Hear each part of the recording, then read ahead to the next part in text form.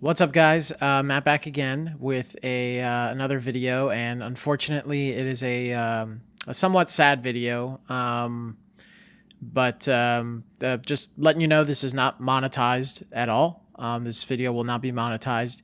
But I wanted to take a few minutes to talk about the passing of Akira Toriyama, the creator of Dragon Ball, the artist behind Chrono Trigger, Dragon Quest.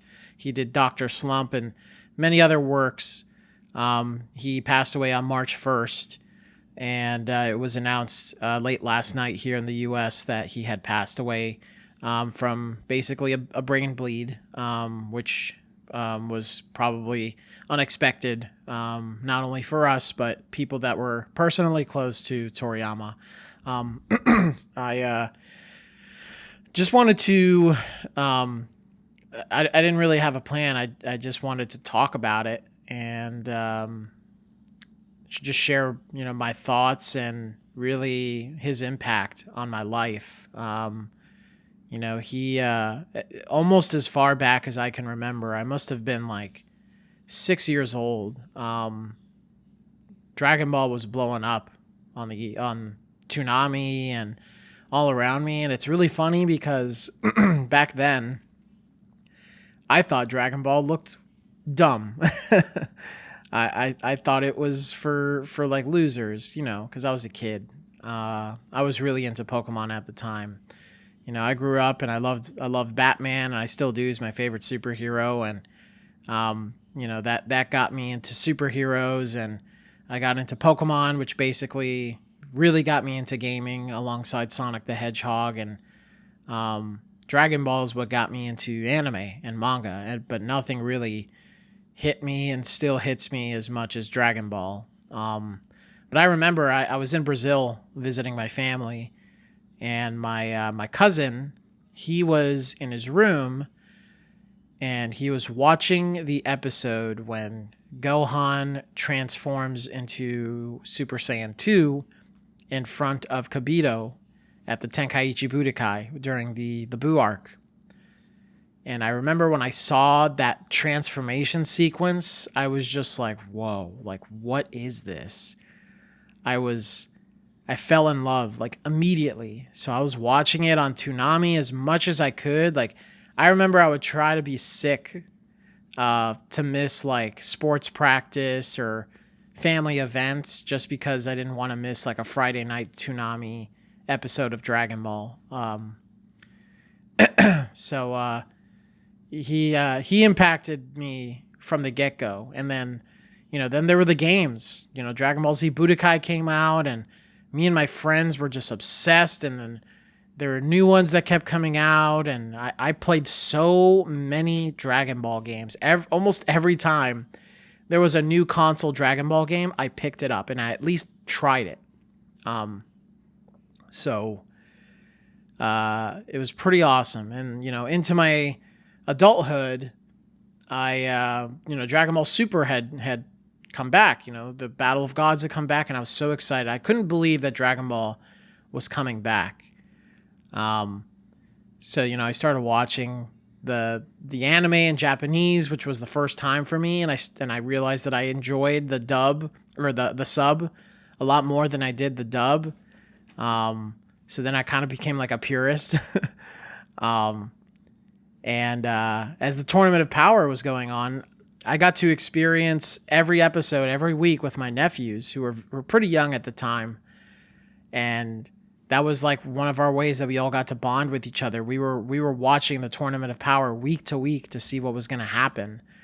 And that was a really significant thing for me, because it was just an awesome way that I got to not only experience brand new Dragon Ball, but I got to watch it with my nephews, and they got to experience it with me, and now they love it too. And then, Dragon Ball Super Broly came out, and we all went to see it at the theater, and at that moment, it probably something from my childhood started to trigger in me, because when I was a kid, I remember I would want to buy Dragon Ball toys like crazy. I wanted to buy so many Dragon Ball toys. My mom, she didn't make a lot of money at the time. and she just basically told me no all the time. And when I remember there was a day that she was at the office, and I was there with her for some reason. I was probably suspended from school. I had temper tantrums when I was a kid, and so I had to go to work with her. And I would just browse this toy site. I don't even remember what the toy site was. I think it might have been Toy Wiz.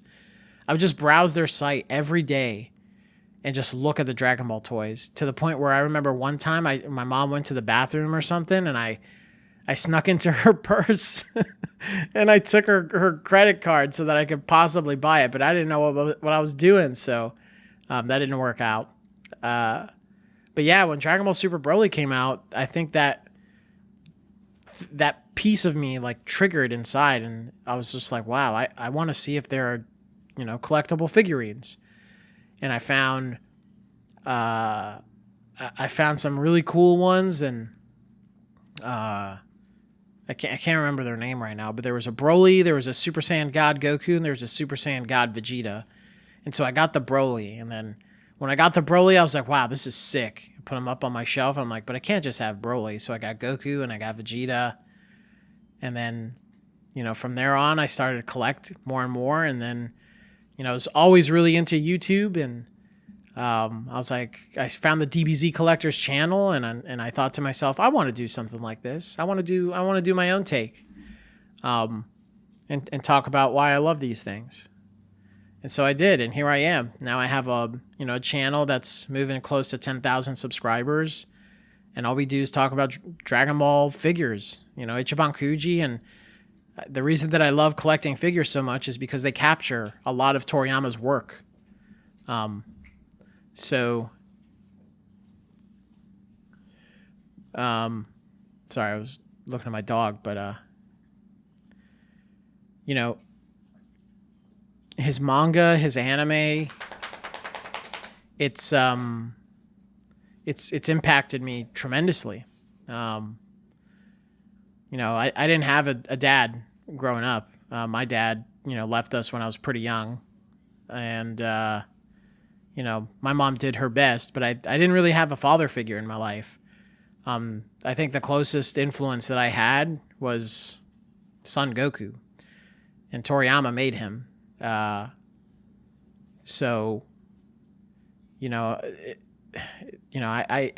It's crazy because I've been rewatching the entire franchise over the last year with my girlfriend, and it's been her first experience watching it, and now she really likes it.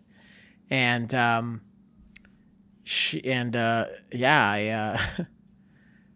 like, there were moments where I was crying, and there were moments where I was just so excited, and it was like I was watching it for the first time again.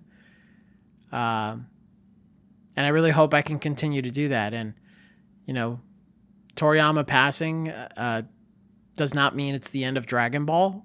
But before we look forward to the future of Dragon Ball, I want us to take a step back and pause and look back at how Dragon Ball has shaped our life, how it's impacted us, and why we love it so much. And, I think that's all thanks to Toriyama. So I guess this is just a really long-winded way of saying, thank you, Akira Toriyama. I love what you've created, and I love how it's impacted my life. And I will never stop loving Dragon Ball and what you've created, even well after your passing. And I hope to pass that on to my children, and I hope that they pass it on to theirs, and so on and so on. So the legacy of Dragon Ball will never die. It'll never die. So thank you, Akira Toriyama, and may you rest in peace.